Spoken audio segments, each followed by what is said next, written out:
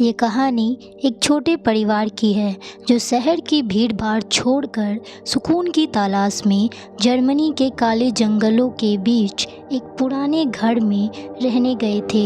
कहानी शुरू होती है साल 2012 में। थॉमस और उसका परिवार, पत्नी सारा और 6 साल का बेटा लूकस जर्मनी के मशहूर ब्लैक फॉरेस्ट के किनारे एक 150 साल पुरानी विला में शिफ्ट होते हैं। यह घर दिखने में खूबसूरत था, लेकिन इसके चारों तरफ इतने घने पेड़ थे कि दिन में भी सूरज की रोशनी ज़मीन तक नहीं पहुंचती थी। शुरुआत के 3 दिन सामान्य रहे, लेकिन चौथे दिन की रात सारा को रसोई से कुछ गिरने की आवाज़ आई। जब वो वहां पहुंची तो उसने देखा कि सारे डिब्बे ज़मीन पर एक खास सर्किल में सजे हुए थे। थॉमस को लगा कि लूकस ने शरारत की है, लेकिन लूकस अपने कमरे में गहरी नींद में सो रहा था। कुछ दिनों बाद लूकस ने अजीब बातें करना शुरू कर दी।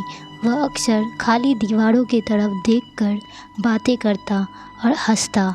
सारा ने जब पूछा तो लूकस ने कहा, मम्मा, वह अंकल कह रहे हैं कि उन्हें हमारे कमरे की खिड़की पसंद नहीं है। थॉमस ने इसे बच्चे की कल्पना समझकर नज़रअंदाज कर दिया, लेकिन एक रात जब थॉमस लूकस के कमरे के पास से गुजरा तो उसने सुना कि अंदर से 2 आवाज़ें आ रही थी, एक लूकस की और दूसरी एक भारी फटी हुई आवाज़ जो किसी पुराने ज़माने की जर्मन भाषा में बात कर रही थी।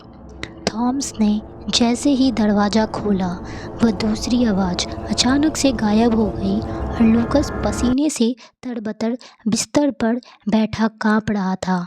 थॉमस ने पास के गांव में जाकर उस घर के बारे में पूछताछ की।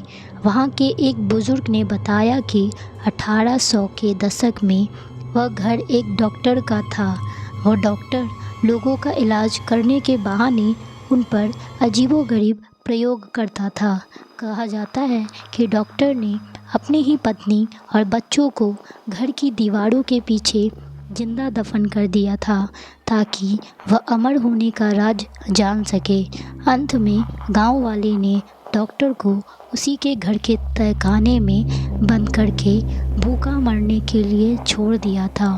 तब से उस घर में जो भी रहने आया वो या तो पागल हो गया या फिर उसने आत्महत्या कर ली। दिसंबर की एक बर्फानी रात को अचानक पूरे घर की लाइट चली गई। सारा और थॉमस ने लूकस को आवाज़ दी, पर कोई जवाब नहीं आया।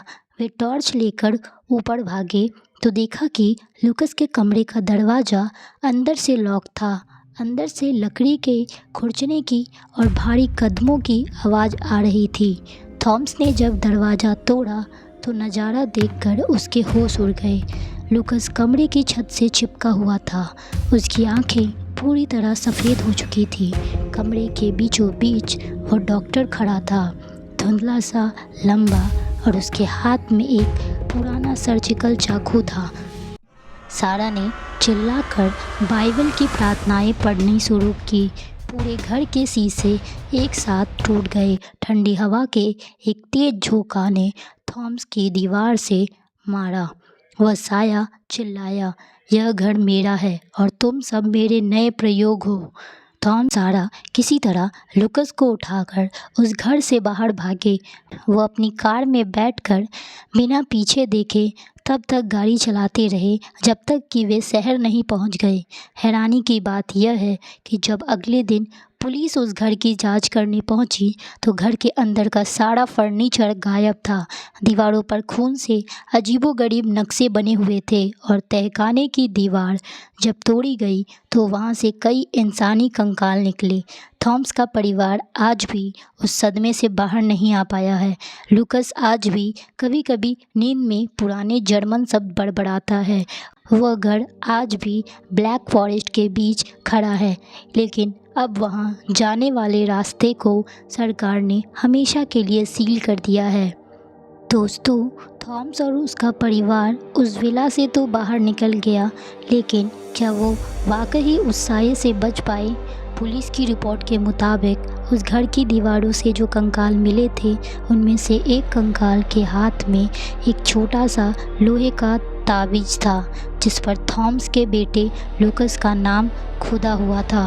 वह सवाल यह उठता है कि 150 साल पुरानी दीवार के अंदर लूकस का नाम का ताबीज कैसे पहुंचा? क्या यह सब पहले से तय था? आज भी जर्मनी के उस इलाके में रहने वाले लोग कहते हैं कि जब ब्लैक फॉरेस्ट में बर्फ़ गिरती है तो उस विला की खिड़कियों पर एक छोटे बच्चे की परछाई दिखाई देती है जो बाहर खड़े होकर किसी का इंतज़ार कर रहा होता है। थॉमस और सारा ने जर्मनी छोड़ दिया, लेकिन लूकस आज भी रात को सोते समय अचानक उठकर बैठ जाता है, अंधेरे कमरे की तरफ देखकर मुस्कुराते हुए कहता है, अंकल आ गए। तो दोस्तों, अगली बार जब आप किसी पुराने घर में कदम रखें या किसी घने जंगल के पास से गुजरे तो यह याद रखिएगा, हर सन्नाटा शांति नहीं होता, कुछ सन्नाटे किसी के आने की आहट होती है। अगर आपको ब्लैक फॉरेस्ट की यह सच्ची घटना डरावनी लगी तो इस वीडियो को लाइक करें और कमेंट में बताएं कि आपको भी कभी महसूस हुआ है कि कमरे के किसी कोने से कोई आपको देख रहा है। सावधान रहिए, क्योंकि अंधेरा सिर्फ बाहर नहीं, कभी कभी हमारे बिस्तर के नीचे भी होता है। मिलते हैं।